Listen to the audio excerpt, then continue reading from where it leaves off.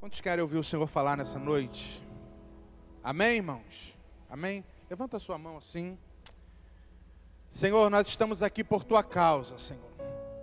Estamos aqui porque há decisões a serem tomadas, precisamos de direcionamento. Estamos aqui, Senhor, porque não andamos mais segundo as consciências do nosso coração. Andamos segundo a direção do Teu Espírito. E mais uma vez a Tua igreja se reúne neste lugar para dizer, Senhor, qual é a direção?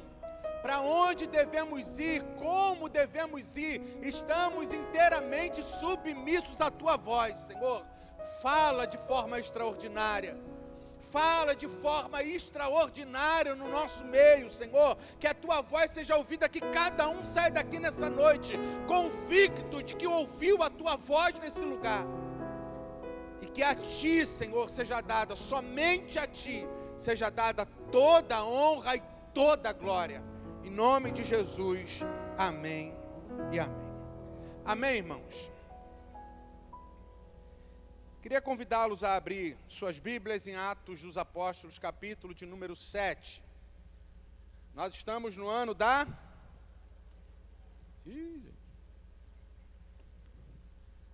Estamos no ano da...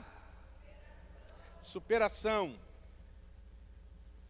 E há uma história na Bíblia, para mim, uma das histórias mais extraordinárias sobre superação. Irmãos, deixa eu alinhar algo com a igreja aqui. Eu acho que em algumas mensagens eu já falei sobre a questão de, sei lá qual foi a mensagem, mas eu mencionei que às vezes eu saía, né, Zé? Eu saía do púlpito, alguém vinha, cara, Deus te abençoou, e por muito tempo eu fiquei preso a isso. E eu de fato não sei lidar com isso, quando alguém vem elogiar e tal, eu falo tanto nisso, quando acabar o culto o pessoal vai desviar de mim, não é isso não, irmãos, entendo. E aí uma vez eu estava conversando com o pastor, e o pastor falou o seguinte, vou te dar o conselho, recebe a honra, transfere a glória. Eu achei lindo aquilo, porque tem frases, irmão, que são lindas, só não são bíblicas, mas são lindas, né? Eu achei lindo aquilo. Recebo a honra, transfiro a glória. Só que a Bíblia diz que toda honra e toda glória seja dada ao Senhor. Então nem honra a gente tem. E aí eu lembrei da história do jumentinho. Você conhece a história do jumentinho? Quando Jesus entrou em Jerusalém, Jesus entrou montado em um jumentinho. Só que a história vai, né? Conta a história da entrada de Jesus, mas não conta a história, a Bíblia não relata a história do jumentinho. E aquilo que a Bíblia não relata, eu lhe relatarei nessa noite. E aí, Jesus entra no jumentinho em Jerusalém, e todo mundo lá, hosana nas alturas, fazendo uma festa com aquela entrada triunfal. O jumentinho volta para casa, feliz da vida, e diz para sua mãe, mãe, a senhora não imagina o que aconteceu. Entrei em Jerusalém, fizeram uma festa para mim em Jerusalém, sabe, bateram palma, cantaram, nunca me exaltaram tanto como me exaltaram em Jerusalém hoje. A mãe falou, tem certeza? Tenho filmagem, gravei, botei no Instagram, sabe? Fizeram uma festa para mim em Jerusalém. Aí a mãe falou, mas você estava sozinho? Ele falou, não, tinha um rabino montado em mim lá e tal. Aí a mãe falou, então faz o seguinte, volta lá agora sozinho. Quando ele entrou em Jerusalém sozinho, chotaram ele, bateram, machucaram, botaram ele para fora da cidade. E aí ele volta para casa todo arrebentado. E a mãe, o que aconteceu? Ele falou, mãe, não sei, povo doido. O povo estava lá celebrando, eu entrei, fizeram uma festa com a minha presença e tal. Agora eu voltei lá, me bateram, me chotaram da cidade. A mãe disse, então aprenda uma lição. Não tem a ver com você, tem a ver com quem você estava carregando. Porque sem Jesus... você é só um jumentinho. Amém, irmãos? Então, não tem problema de elogiar um pregador, mas entenda que você só está elogiando um jumentinho. E que não tem a ver com a gente, tem a ver com quem a gente carrega no momento em que ministra a palavra. Amém, irmãos? Glória a Deus. Atos 7, verso 8. E quando a gente tem muito elogio, a gente fica assim, igual o jumentinho. O que esse povo está fazendo me elogiando tanto? Atos 7, verso 8 diz assim, Então deu a Abraão, aqui é Estevão pregando para os judeus, falando sobre Cristo. Estevão dá uma aula teológica, falando sobre toda a história de Israel. E aqui ele diz o seguinte: então deu a Abraão a aliança da circuncisão. Por isso Abraão gerou Isaque e o circuncidou, 8 dias após do nascimento. Mais tarde Isaque gerou Jacó, e os 12 patriarcas. Verso 9. Os patriarcas, tendo inveja de José, venderam-no como escravo para o Egito. Deus, porém, estava com ele. Irmãos, Lucas é um historiador. Lucas está relatando a história. Lucas está relatando o que acontecia nos primeiros momentos da igreja. E Lucas relata quando Estevão está pregando para os judeus, contando toda a história de Israel. E nesse momento, Estevão vai falar, muito resumidamente, de José. E no resumo da vida inteira de José, resumindo toda a vida de José, Estevão diz o seguinte: os patriarcas tinham inveja de José, os irmãos de José tinham inveja de José. E porque tinham inveja de José, venderam José como escravo para o Egito. Mas Deus era com José. Imagina você sendo um repórter chegando no Egito e tendo a oportunidade de fazer uma entrevista com o governador do Egito. E chegando para ele dizendo o seguinte: cara, você é o homem mais importante do Egito abaixo de Faraó. Você é a pessoa mais extraordinária do Egito. Não tem homem nenhum como você abaixo de Faraó. É você. Homem mais respeitado, mais rico, homem mais bem visto, homem mais querido, o homem mais famoso. Como que você conseguiu isso na vida? Como que você chegou até aqui? Como é a sua história? Nos conte sua história. José ia dizer: senta, porque a história é longa. E José começaria dizendo: eu tinha um problema familiar. E o meu problema familiar era um problema de paternidade. Eu tinha 12 irmãos, eu tinha 11 irmãos. Meus irmãos todos tinham um problema comigo, me odiavam, queriam me matar, por um problema de paternidade. Porque a história do meu pai se apaixonou pela minha mãe, Raquel, mas foi enganado pelo meu tio. Meu tio, no dia de dar a esposa, meu pai trabalhou 7 anos para casar com a minha mãe. No dia do casamento, meu tio, ao invés de dar a minha mãe, o tio do meu Jacó falando, meu tio, ao invés de dar minha mãe, deu, o tio do meu pai, ao invés de dar minha mãe, deu minha tia. E Jacó casou com Lia. Antes de casar com Raquel, teve que casar. Tem até uma piadinha muito sem graça, que diz que Jacó era analfabeto, porque amava Raquel, mas não lia. Eu também acho muito ruim, mas é uma piadinha engraçada. Piada de crente nem sempre é muito boa.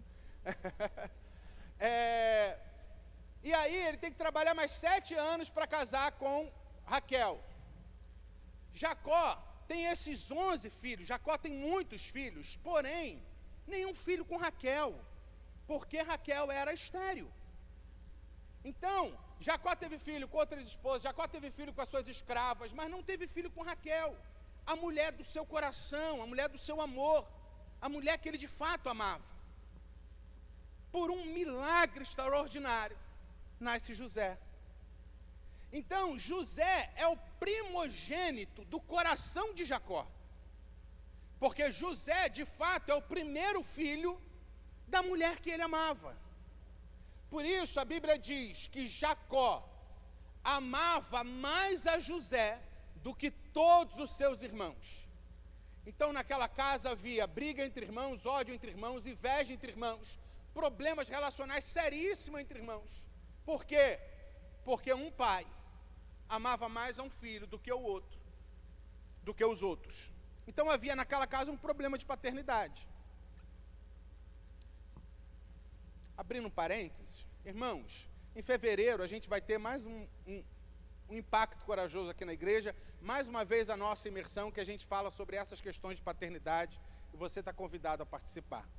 E a gente tem ouvido histórias assim, extraordinárias. Meu irmão, como que a paternidade é um dos maiores problemas, se não o maior problema da nossa geração. Não simplesmente por causa da ausência paterna, mas muitas vezes por causa da negligência paterna. Porque às vezes o pai está presente, mas é negligente. Por isso que a Bíblia, lá em Malaquias, o profeta Malaquias termina o Velho Testamento dizendo o seguinte: que vai vir um profeta no poder de Elias, e ele vai converter o coração dos pais ao coração dos filhos, e se não fosse assim, Deus traria grandes destruições sobre a humanidade, grandes desgraças, diz o texto no original. Então a maioria das desgraças que a gente vê hoje tem a ver com pais que têm seu coração distante dos seus filhos. Não é uma questão de presença física, é uma questão de ausência de coração. Como estão entendendo, amém, irmãos? Só para vocês entenderem, em uma das nossas imersões, a gente teve o relato de um homem, eu já mencionei isso para os homens demais, porque me impactou muito, de um homem que disse o seguinte: há um momento na imersão que a gente abre, né, para cada um falar o que o seu pai representa para você. E aí, um homem, numa igreja que a gente estava ministrando na imersão, levantou, um homem forte, grande, levantou e disse o seguinte: pastor, eu tenho 2 filhos pequenos, e minha esposa pega no meu pé, porque eu não sou carinhoso com meus filhos, minha esposa pega no meu pé, o pastor me chama atenção, porque minha sogra me chama atenção, porque eu não consigo, eu nunca abracei um filho meu. E ele disse: as 2 experiências que eu tive com meu pai foi, uma, quando eu tinha 9 anos de idade, minha mãe me levou no Paraná para ver meu pai pela primeira vez num presídio, porque meu pai estava preso. E a outra foi aos 13 anos, quando meu pai saiu do presídio e veio morar com a gente, e eu acordei 3 horas da manhã com meu pai em cima de mim, me masturbando. Aí ele, aos prantos, irmãos, chorando muito, disse o seguinte: as pessoas me cobram eu fazer carinho nos meus filhos e abraçar meus filhos. Eu queria muito conseguir uma coisa que é simples para vocês. Eu queria muito conseguir abraçar um filho meu, mas eu não consigo. Porque quando eu me aproximo de um filho meu para abraçá-lo, é como se eu estivesse abusando dele. Eu sinto como se eu estivesse abusando de um filho meu. Então a imersão, irmãos, é porque muitas vezes a gente está tratando comportamento, quando a questão é do coração.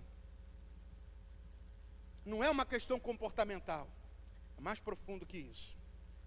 Na casa de José havia muitos problemas relacionais, porque um pai amava mais um filho do que os outros. E ele não só amava dentro dele, ele deixava isso claro, ele dava presentes. José era privilegiado. Quando os irmãos iam trabalhar no campo, José não ia. E quando José ia, era só para ficar observando os erros dos irmãos e vir trazer para o pai o que os irmãos faziam de errado. Na fila para o banheiro, José tinha prioridade. Era o primeiro a jantar, era o filhinho do papai. José era insuportável. José devia ser encrenqueiro, filhinho mimado do pai.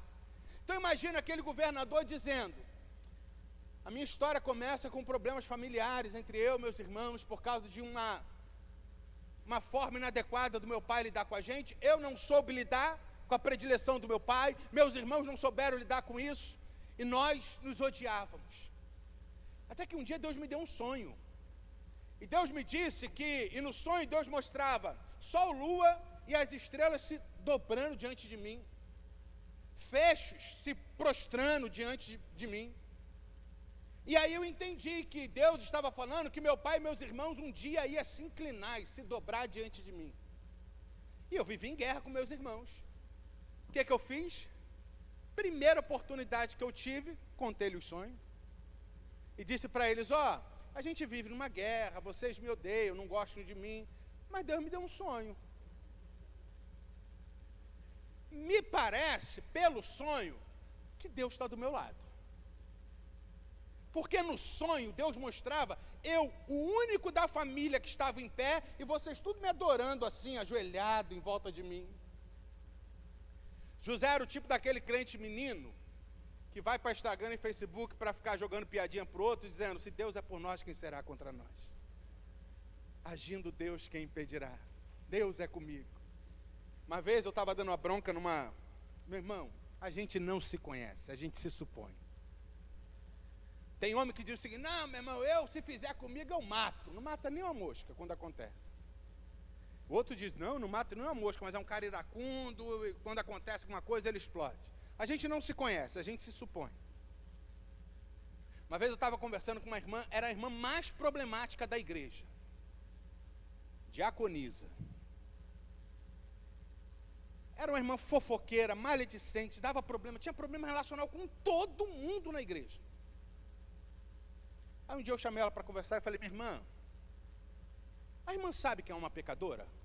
Ela falou, claro, pastor. Eu falei, que bom, qual que é o pecado da irmã? Me cita um. Ela, pastor, são muitos. Só um. Meu irmão, ela me citou um pecado que nunca foi pecado, e era a única forma que ela tinha de sair daquela situação. Ela disse, meu maior pecado é que eu sou mal compreendida.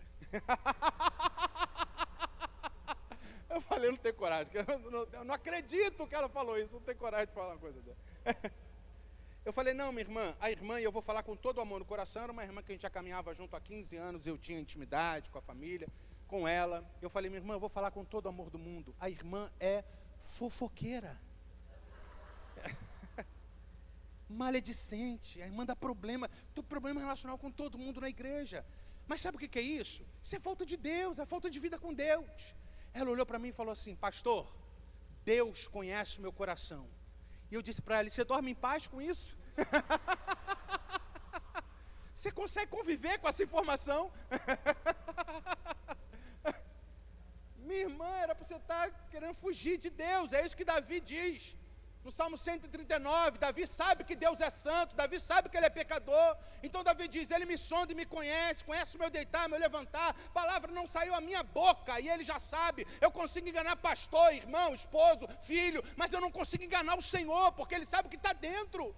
Davi disse, quem dera se eu pudesse fugir de Deus, sabendo que ele é santo e eu sou pecador, e que ele sabe de tudo, eu queria era fugir. Mas para onde eu irei? Se eu for mais alto o céu, lá ele está. Se eu colocar minha cama no mais profundo abismo, ele está também. Davi termina o salmo dizendo, então, Senhor, vê se há em mim algum caminho mau e guia-me pelo caminho eterno. Quando o Senhor encontrar um caminho mau em mim, pega pela minha mão e me guia. Me ajusta, me coloca no caminho, não deixa eu me perder. Porque a gente não se conhece, a gente se supõe, a gente olha, está lá José, achando que é o maioral, achando que é o bonzão, que Deus é com ele, porque Deus lhe dá um sonho. Aí Deus diz para ele, José, fica tranquilo, eu dou sonho para meninos, mas eu só realizo em homens. Mas fica tranquilo que eu vou tornar esse menino num homem. E como é que Deus faz para tornar meninos em homens, irmãos?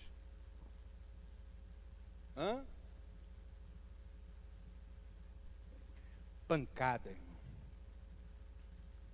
Tempos difíceis, sabe?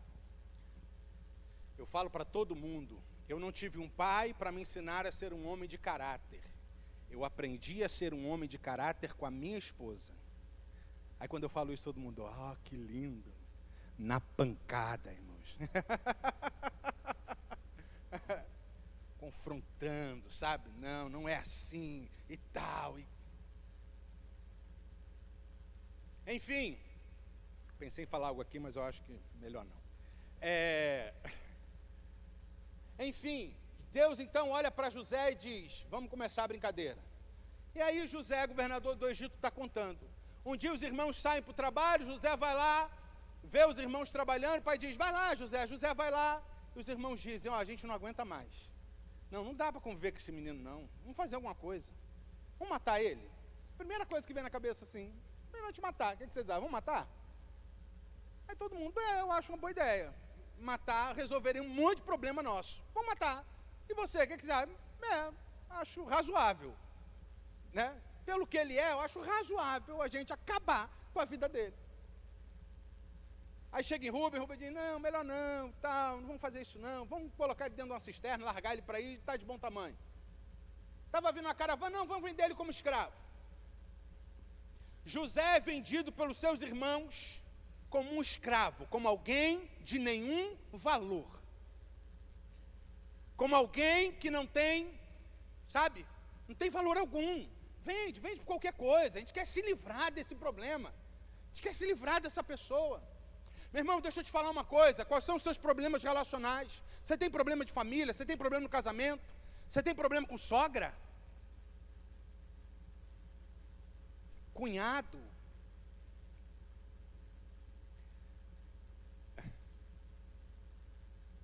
Irmão, tá, não. Irmão, a maior virtude de um homem é conseguir se vencer. Vocês não sabem a luta que eu fico aqui comigo, me vencendo uma pregação toda aqui. Tanta coisa que eu queria falar, mas minha família está fazendo reunião, irmão, para me expulsar da família, que eles veem mensagem na internet, eu falando da família toda, já falei de irmão mais novo, irmão mais velho.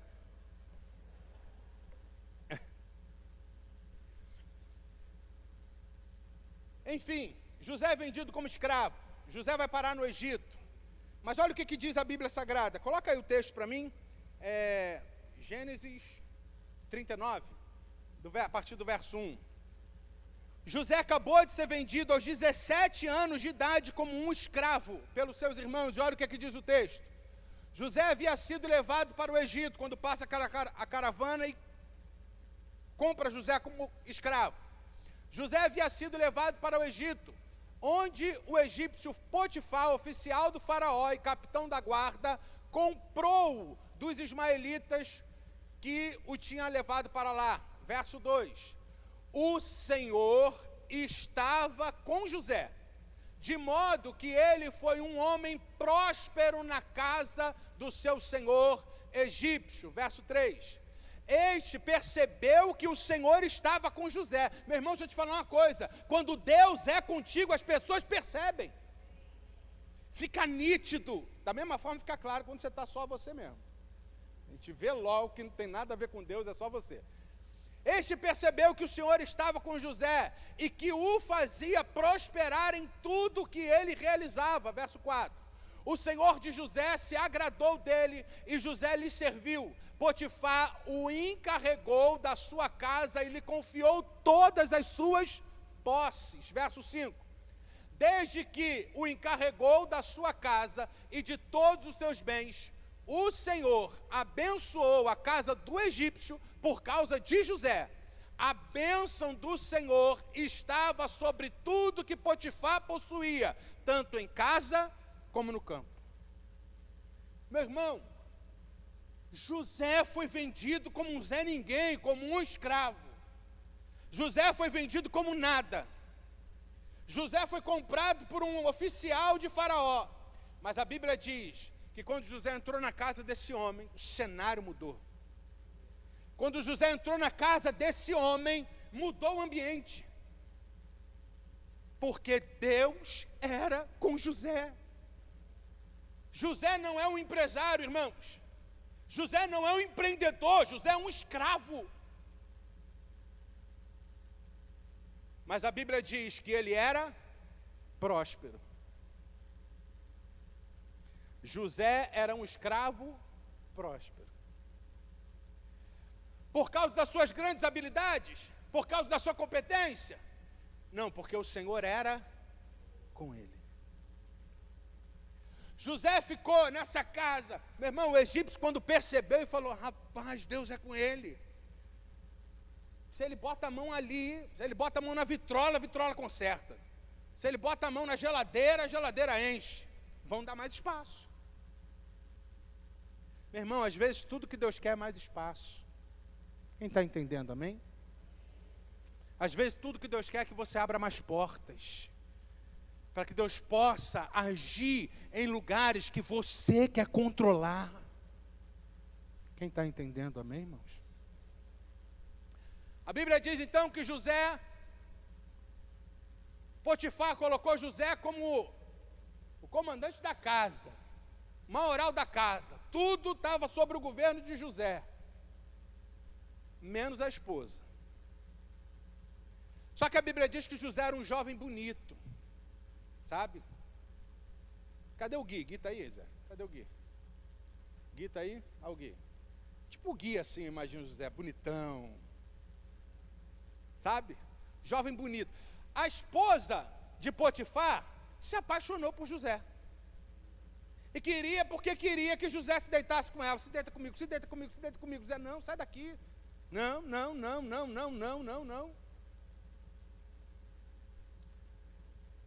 Deixa eu te falar uma coisa, meu irmão. Nós somos livres em Cristo Jesus. Quantos aqui são livres em Cristo? Ser livre em Cristo, a Bíblia diz, não usei da vossa liberdade para dar ocasião à carne. Não use da sua liberdade para fazer todas as suas vontades. Porque ser livre em Cristo não é que Deus me libertou para dizer sim para tudo que eu quero. Não, Jesus me libertou para que eu tenha condições de dizer não para aquilo que Ele não quer, que antes eu não tinha condições. Eu não fui liberto para dizer sim para tudo, eu fui liberto para dizer não para aquilo que eu não tinha condições para dizer. Essa mulher querendo se deitar com José, José dizendo não. Até que um dia só estava José e ela dentro de casa, e ela falou, vou aproveitar a oportunidade. E a Bíblia diz que ela agarrou José, e a Bíblia diz que ela arrancou a roupa de José. Meu irmão, a Bíblia diz que José viu primeira porta aberta, e José saiu correndo pelado, foi embora. A Bíblia diz o seguinte, meu irmão, foge das paixões da tua mocidade. A Bíblia diz o seguinte, quando é leão, Deus diz, vai que eu sou contigo, e tu vai ganhar o leão, tu vai vencer o urso, tu vai vencer o gigante, vai que eu sou contigo. Agora, quando Deus diz paixões, Deus diz, vai não, foge, que nem tu vai querer que eu vá contigo. José fugiu. Aquela mulher ficou com as roupas de José na mão dela. E ela então começa a gritar, chamar os empregados, disse, José entrou aqui no quarto, José tentou abusar de mim, eu gritei e ele deixou as roupas aqui e fugiu. E ela conta, espera o seu marido chegar e conta para o seu marido. E ele manda chamar José. E agora José, de escravo, vai ser prisioneiro. Olha o que diz o texto, bota aí o verso de número 19. Gênesis 39, 19. Quando o senhor de José, senhor aqui, Potifar, quando o senhor de José ouviu o que a sua mulher lhe disse, foi assim que o seu escravo me tratou, ficou enfurecido, verso 20. Mandou buscar José e o lançou na prisão, em que eram postos os prisioneiros do rei.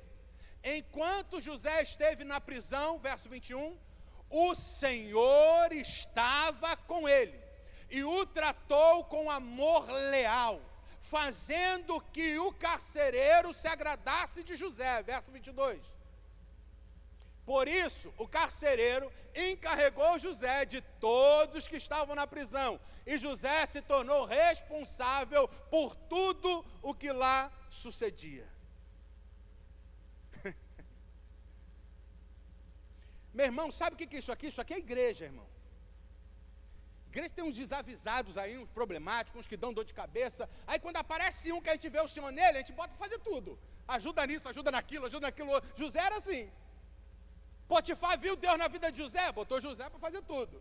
Carcereiro viu Deus na vida de José, botou José para fazer tudo. Botou José como responsável. Meu irmão, Potifar botou José como responsável de bens. O carcereiro botou José como responsável de pessoas. Porque para a gente lidar com as coisas materiais, e que para a gente lidar com as questões relacionais, a Bíblia diz, tem que estar cheio de sabedoria e cheio do Espírito Santo. Cheio de sabedoria, porque as pessoas são complicadas de lidar. Então você tem que ter sabedoria para lidar com as pessoas. E cheio do Espírito Santo, porque você é complicado também. E aí o Espírito Santo tem que estar em você para te controlar. Porque se o Espírito Santo não te controlar, o que você é capaz de fazer com uma pessoa complicada? Meu irmão, Pessoa complicada é bênção de Deus na nossa vida. Alguns estão dizendo, agora eu estou entendendo meu casamento. Brincadeira, irmão, brincadeira. A Bíblia diz que Jesus escolheu 12 homens. Todos gente boa. Ou tinha complicado? Tinha gente complicada? Pouco ou muito? Jesus escolheu errado então. Jesus não sabia escolher. O que vocês acham, irmão? Não fica tentando defender Jesus não. Jesus sabia escolher ou não sabia? Um homem cheio de sabedoria, como é que escolhe um Judas para sua equipe, irmão? Um Pedro para sua equipe? Jesus errou na escolha? Não, irmão. Quando Jesus falou lá na oração, Pai, vou escolher quem? Aí o Pai deu a ficha de Judas. Aí Jesus disse, é esse. Esse serve. Por quê, irmãos? Porque pessoas problemáticas são as pessoas que vão revelar em nós fruto do Espírito. A nossa espiritualidade real só se manifestará nas relações difíceis. Porque o fruto do Espírito é amor, alegria, paz, bondade, pavio longo. Está lá, longanimidade, pavio longo, mansidão, paciência, domínio próprio. Qual é a relação que você tem que revelar paciência? Qual é a relação que você tem que revelar pavio longo, mansidão, domínio próprio? Qual é a mansidão que você querendo matar não pode? Tem que se dominar ali. Igreja, família, casamento, é isso, irmão. Por isso que José foi colocado sobre todos os bens de um homem. Por isso que José foi colocado sobre todos os homens de uma prisão. Porque ele era uma pessoa cheia de Deus. O carcereiro disse, ele vai saber lidar com essas pessoas. Ele vai saber lidar com gente complicada. Porque ele não faz o que ele quer. Sabe, porque ele não fala a hora que quer. Porque ele não age por si mesmo. Porque ele não é impulsivo. Ele é cheio de Deus. Ele antes de agir, ele vai para Deus e pergunta, Senhor, como eu faço? Qual é a direção? Me dá discernimento. Como é que eu vou agir? Tem um livro, irmãos. Esqueci o nome do autor agora. John alguma coisa. Que ele diz o seguinte, que ele era uma pessoa muito complicada. E sua esposa era uma santa. E ele diz, não me lembro. Quando eu li essa parte do livro, ele dizendo, não me lembro de alguma vez minha esposa ter discutido comigo, levantado a voz para mim. Eu falei, uma santa mesmo. Canonizar uma mulher dessa. Ele disse, porque minha esposa era o tipo de mulher que preferia gastar 10 minutos em oração do que 1 hora em discussão.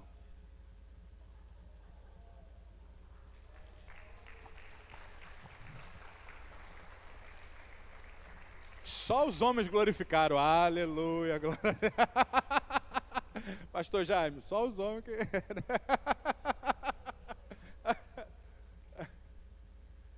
Meu irmão, deixa eu te falar uma coisa. O que ele disse foi o seguinte, ao invés do nosso casamento se tornar um inferno, com ela tentando me mudar, me transformar, dizendo que eu estava errado, me cobrando que eu não fazia, ela ia na fonte. Ela ia gastar tempo com quem tinha acesso ao meu coração, com quem no estalar de dedos podia inclinar o meu coração para aquilo que era correto. A Bíblia diz, os corações dos homens estão na mão de Deus e Ele inclina para onde Ele quer. Pessoas que sabem lidar com situações difíceis porque são cheias de Deus, irmão. O problema do seu casamento não é seu marido, não é sua esposa, não é seu filho, não é sua sogra. O problema do seu casamento é a ausência de Deus. Tem gente dizendo, não, é o diabo que está rondando, aí o diabo que está fazendo alguma coisa. É o diabo, seu capeta. Meu sogro diz, ele diz que é verdade, eu não acredito não. Mas ele diz que um dia eles estavam numa reunião de libertação, e aí um camarada caiu lá, manifestou, e o diabo manifestou chorando, dizendo, tudo vocês botam a culpa em mim, nem tudo sou eu não.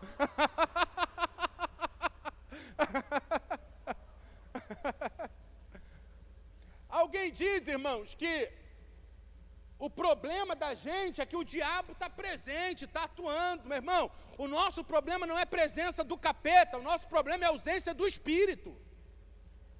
Nosso problema é ausência de Deus, porque se Deus tiver, demônio nenhum fica. José era esse homem cheio de Deus. Então pega José, manda José cuidar desse pessoal aí. Ele vai saber como faz, ele vai saber como falar, ele vai saber como agir, ele vai saber como tratar, ele vai saber como cuidar de um, como cuidar de outro, falar com um, falar com o outro. Cuidado, meu irmão, em nome de Jesus, cuidado. Porque a Bíblia diz que a nossa palavra pode matar pessoas. Cuidado, a Bíblia diz o seguinte: habite, nós vivemos num tempo em que todo mundo sabe de tudo, e todo mundo quer dar palpite em tudo, todo mundo quer falar de tudo, e todo mundo quer dar o seu pitaco, né? Não, eu sei, a gente está sempre inteirado do que está acontecendo, a gente está dizendo, e a Bíblia diz o seguinte, ó: seja tardio em falar, tardio em se irar, e apto em ouvir. Ouve mais, fala menos. A Bíblia diz que na multidão de palavras o tolo traz castigo para si. A Bíblia diz que nós daremos conta ao Senhor no dia do juízo de toda palavra frívola que sair da nossa boca. Enfim, avançando na história de José, José vai para a prisão e José passa 13 anos preso, irmãos. 13 anos. Meu irmão, deixa eu te falar uma coisa. Deus te deu um sonho, Deus falou que vai fazer algo na sua vida. Você tem uma expectativa no seu coração. E você só vê derrota atrás de derrota, irmão. 13 anos passam e nada muda, nada muda. É 13 anos de culto da virada dizendo, esse ano vai ser bênção. José fazendo culto da virada com os prisioneiros, dizendo, esse ano vai ser uma vitória. E nada, irmão, muda nada. José agora está lá na prisão, acordou mais um dia, está varrendo a prisão, e ele acordou como se fosse mais um dia como qualquer um. Só que a Bíblia diz que, nesse dia Deus deu um sonho a Faraó, ninguém sabia decifrar. Lembraram de José na prisão, lembraram que aquele hebreu prisioneiro interpretava sonhos, mandaram chamar José. José chegou lá, interpretou o sonho. 7 anos de fartura, 7 anos de escassez. O faraó disse, meu Deus, como é que a gente vai fazer? José disse, vou dar uma consultoria rápida. 7 anos de fartura, pega tudo que vocês têm, administra bem, guarda. Nos 7 anos de escassez, vocês vão ter comida. Quando o faraó ouve isso, o faraó exclama o seguinte, pode botar, a gente já está terminando. Gênesis 41, por favor. Verso de número 37. Foi? Quando José dá a consultoria e fala o plano para que eles não passassem fome, a Bíblia diz, e o plano pareceu bom a Faraó e a todos os seus oficiais. 38. E por isso Faraó lhes perguntou, Faraó olha para os oficiais que estavam lá e faz uma pergunta, será que vamos achar alguém como este homem, em quem está o Espírito de Deus? Quem que a gente vai colocar para administrar a nação? Quem que a gente vai colocar para governar? Quem que a gente vai colocar para cuidar da gente? Será que a gente vai encontrar algum outro homem como esse, que entende de administração, que entende de contabilidade, homem competente, que entende de governo? Foi isso que ele disse?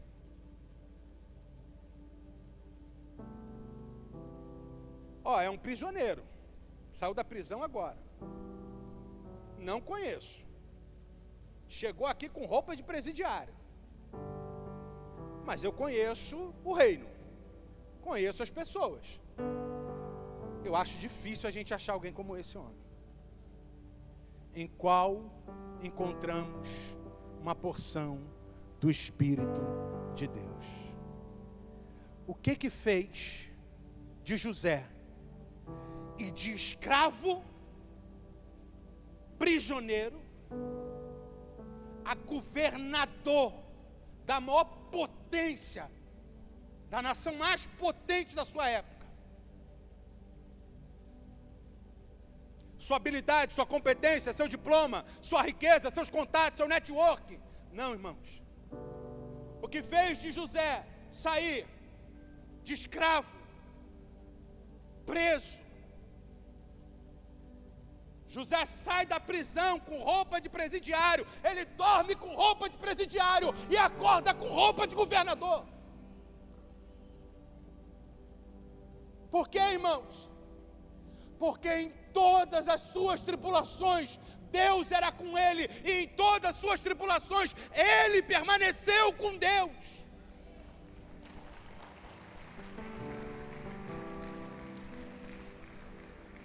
No dia das nossas aflições, das nossas provações, das nossas lutas, o diabo tem um monte de sugestão para nos dar, como teve para dar para Jesus no deserto.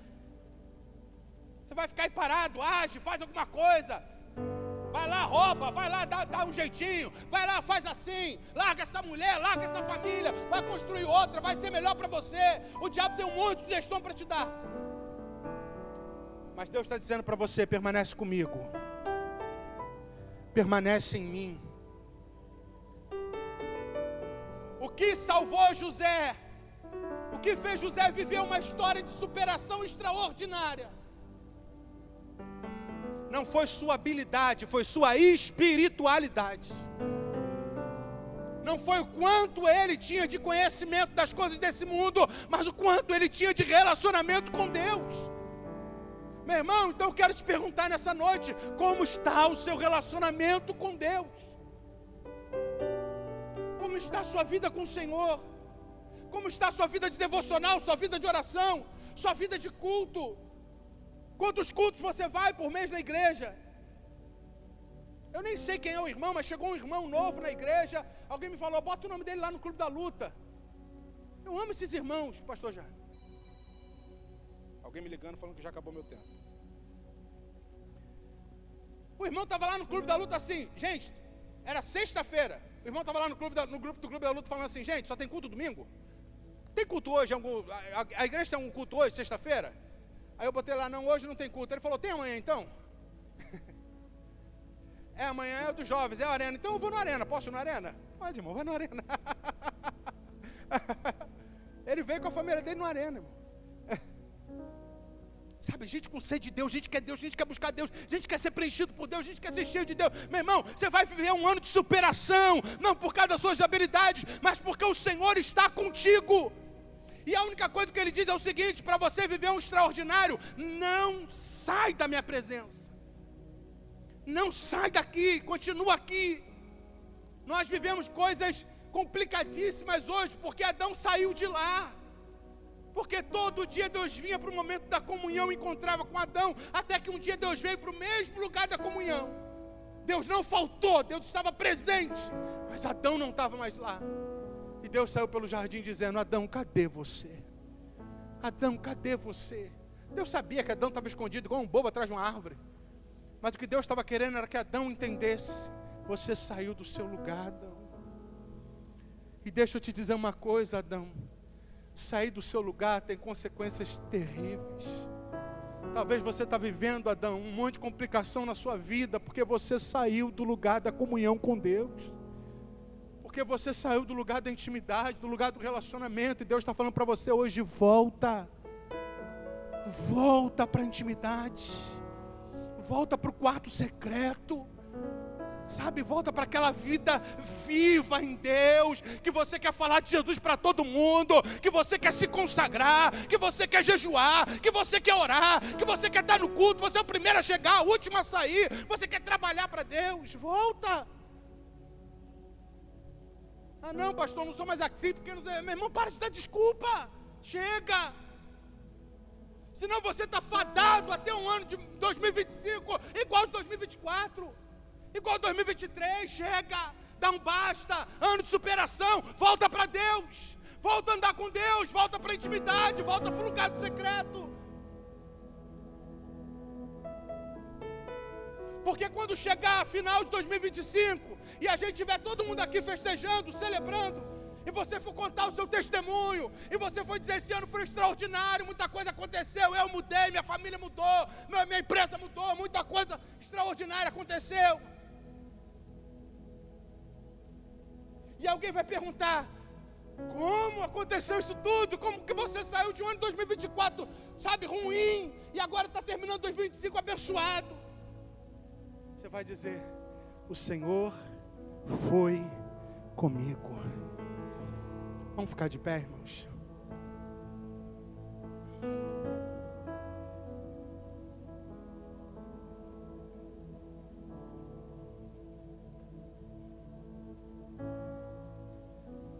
Eu quero orar pela sua vida nessa hora.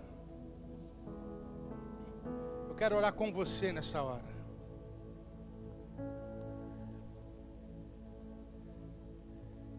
Muitos de nós vemos o nosso casamento afundar, irmãos. E muitos de nós sabem o que Deus quer. Deus já falou com você, minha irmã, muda a sua postura, sabe? Diz sim para Deus. Não, mas eu não concordo com isso que a Bíblia diz. Eu não acho que esse... Meu irmão, tá bom. Mas está valendo a pena dizer não para Deus? Está valendo a pena fazer da sua maneira? Meu irmão, você está vendo sua família ruir, sabe? Você está vendo seus negócios ruir, mas você é teimoso, sabe? E Deus está dizendo: volta para mim, anda comigo. Você vai continuar querendo fazer do seu jeito. Ah, não, é porque a empresa, o país, o Lula, não sei quem, o prefeito, meu irmão. José estava na cadeia e era próspero. José era escravo e era próspero. Não era o ambiente, era José.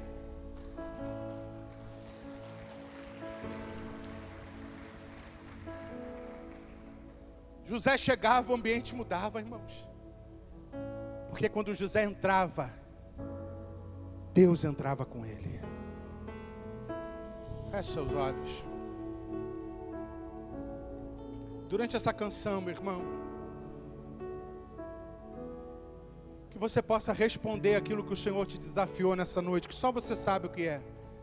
Qual foi o desafio que Deus fez ao seu coração nessa noite? Responda a Ele. Responda a Ele. A fé está em Cristo, firmado nele estou. Ele é a minha rocha, que nunca me deixou. Minha fé está em Cristo, firmado nele estou. Ele é a minha rocha, que nunca me deixou. Minha fé está em Cristo, firmado nele estou. Ele é a minha rocha, que nunca me deixou. Minha fé está em Cristo, firmado nele estou. Ele é a minha rocha, que nunca me deixou, que nunca me deixou. Meu irmão, não saia daqui nessa noite sem tomar uma decisão séria. Ano de superação é ano de decisão. Não saia daqui sem assumir um compromisso. Deus te trouxe aqui para você avançar na relação, dar um passo a mais na direção de Deus. Assuma um compromisso com o Senhor sério nessa noite. Senhor, eu vou me entregar além daquilo que eu estou entregando. Eu vou fazer além do que eu estou fazendo. Como o pastor Rafael pregou aqui, superação é tempo de uma superação. Eu vou dar uma ação a mais, eu vou fazer além. E o Senhor vai ser com você. Pai, em nome de Jesus, obrigado, Senhor, por essa noite. Obrigado por Tua palavra. Obrigado por saber, Senhor, que José era tão humano quanto nós, que José era tão falho quanto nós somos. José tinha problemas como nós temos, e às vezes problemas muito maiores do que nós temos. Mas a vida de José foi uma vida extraordinária, Senhor. Não porque José era extraordinário, mas porque o extraordinário estava com José. Senhor, nós queremos ouvir o conselho da Tua palavra. Nós queremos hoje pegar o primeiro retorno e voltar ao primeiro amor. e voltar a praticar as primeiras obras. Incendeia o nosso coração. Queremos nos reapaixonar por Ti, queremos nos reapaixonar pela igreja, queremos nos reapaixonar por nossos irmãos, por nossa família, por Tua obra. Nós queremos intimidade contigo, queremos andar perto, andar junto, em nome de Jesus. E que fique claro para minha esposa, que minha esposa perceba que ela tem um marido espiritual, ele anda com Deus. Que os meus filhos percebam que eles têm um pai que anda com Deus. Que os meus irmãos na igreja percebam que eles têm um irmão que anda com Deus. Que o meu patrão perceba que ele tem um empregado que anda com Deus. Que os meus empregados percebam que eles têm um patrão que anda com Deus. E que no dia do meu enterro, o pastor que fizer o ofício fúnebre possa dizer: eis aqui um homem que nessa terra andou com Deus, viveu com Deus. Que seja assim para a Tua glória, no nome de Jesus, amém e amém. Deus abençoe os irmãos.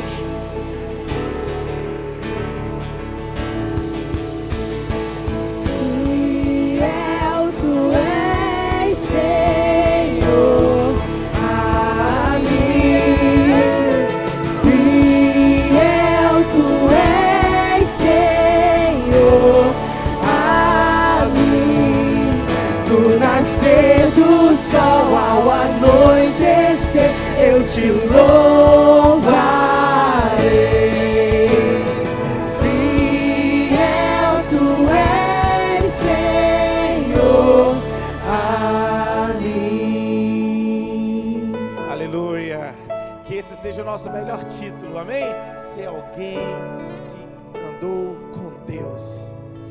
Que as pessoas olham pra gente, não vejam ele alguém que tem muitos carros, ele alguém que tem casas, alguém que tem muitas posses, mas as pessoas olharem para nós e falam assim: aquela pessoa, Deus está com ela. Que esse seja o nosso maior alvo e objetivo das nossas vidas, em nome de Jesus, amém?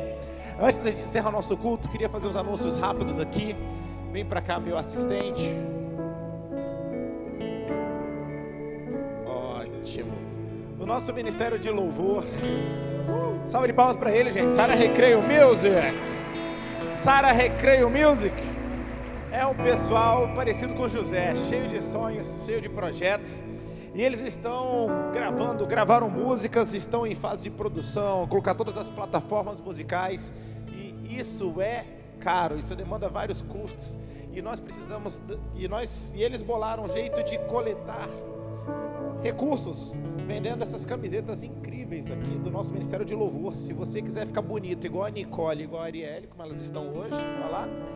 É só você passar lá atrás e adquirir uma das nossas camisetas e comprar para você e dar de presente para alguém que você ama. Não precisa dar para mim, porque eu já comprei as minhas, tá? Então passa essa oportunidade aí. Mas, por falar em presente para mim, você pode me dar um presente. Quem gostaria de me dar um presente aqui?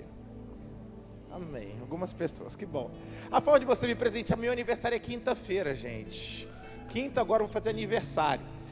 Eu não vou falar quantos anos eu tenho, que vocês não vão acreditar mesmo, então não vou pular essa parte. Mas eu estou lançando meu primeiro livro e vai ter o evento de lançamento aqui na quinta-feira, 20 horas. Do meu livro. Eu estou com uma ansiedade incrível, vai ser um espetáculo, vai ter música, vai ter uma benção, vamos ter vários testemunhos de pessoas que foram impactadas pelo meu trabalho de evangelismo, e vai ser realmente um momento muito legal, muito especial, e seria um prazer receber a igreja, para tanto vocês prestigiarem esse momento, serem edificados, e realmente ver, e serem participantes desse ministério, dessa obra que tem alcançado pessoas lá fora, onde que as pessoas estão precisando tanto. Então sintam-se todos muito convidados e bem-vindos nessa quinta-feira, amém? Dani, obrigado, meu filho. Salve de palmas pro Dani, gente, viu? Que garoto rápido, veloz. Uma benção esse menino, amém? E o último aviso, nós temos uma cantina lá fora, que os nossos homens, o nosso Clube da Luta organizou. Tem estrogonofe, tem só coisas deliciosas ali que eu já vi. Então você não sai daqui sem antes passar ali e abençoar esse ministério. Eles estão coletando dinheiro para poderem ir para os legendários. Os nossos homens estão dispostos a virar homens de verdade. E todos nós estaremos lá muito em breve, amém? Eles estão, muito bonito o trabalho deles. Então passa lá daquela força e vamos ter um momento de comunhão todo mundo, amém? E tendo as suas mãos nesse momento, vamos orar. Deus, muito obrigado por uma noite como essa. Obrigado, Deus, pela sua palavra. Deus, que essa seja a marca de cada pessoa, Deus, que entrou aqui nesse lugar. Pessoas que conhecem a Deus, pessoas que andam com Deus, pessoas que as pessoas lá fora reconheçam, Deus, que nós somos diferentes, porque Deus é conosco, em nome de Jesus. Que essa seja a marca de cada homem, de cada mulher aqui dessa igreja, e aqueles que estão nos assistindo nas suas casas também, em nome de Jesus. Que a graça do nosso Senhor e Salvador Jesus Cristo, que o amor de Deus, o nosso Pai, que a comunhão e a consolação do Espírito Santo de Deus seja sobre cada um de vós. Nessa semana você vai experimentar muita paz, vai experimentar a paz de Deus, vai ter paz com Deus e paz com os homens. Nessa semana o inimigo pode até olhar para você, ir atrás de você, mas não vai poder fazer nada contra você, porque você está coberto pelo sangue de Jesus. Existe uma igreja que ora pela sua vida de forma incessante. Aquele que é nascido de Deus, o maligno não lhe toca. E porque você tem semeado na presença do Senhor, porque Deus é com você, eu queria que você me respondesse: como é que vai ser a sua colheita? A não profetiza sobre você. Como é que vai ser a sua colheita? Aleluia, abençoo você para isso então. Vá para a melhor semana da sua vida em nome de Jesus, amém? Deus te abençoe. Amanhã devocional na internet 8h30, terça-feira culto da fé às 20 horas, quinta-feira Pai de Aluguel aguardando todos vocês aqui. Deus abençoe vocês.